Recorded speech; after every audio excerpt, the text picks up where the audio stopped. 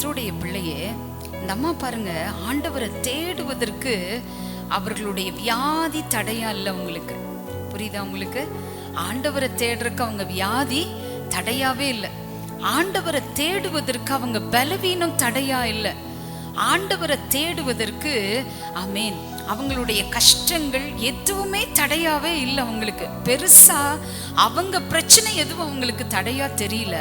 மனுஷங்க வேணா என்ன சொல்லுவாங்க, இந்த அம்மா இப்படி 18 வருடமாய் ஆண்டவரை தேடி போதே, என்ன இவங்க வாழ்க்கையில பெருசா கண்டுக்கிட்டாங்க, பெருசா இவங்க என்ன சந்தோஷத்தை அனுபவிச்சிருக்காங்க, ஒரு பெரிய விடுதலையை பார்த்துருக்காங்க அப்படின்னு சொல்லி வேணா உலகம் வேணா சொல்லியிருக்கலாமே தவிர, அவர்களுக்குள்ள ஒரு வாஞ்சை இருந்தது, ஒரு தாகம் இருந்தது.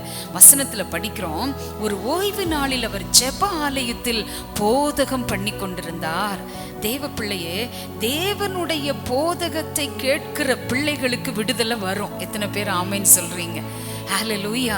தேவனுடைய வார்த்தையை கேட்கணும்னு வாஞ்சையோடு இருக்கிற பிள்ளைகளுக்கு நான் சொல்றேன், நிச்சயமாய் தேவன் விடுதலையை கொடுப்பார், நிச்சயமாய் தேவன் ஆசீர்வாதங்களை கொடுப்பார், நிச்சயமாய் ஆண்டவர் கிருபைகளை கொடுப்பார். ஆமென்.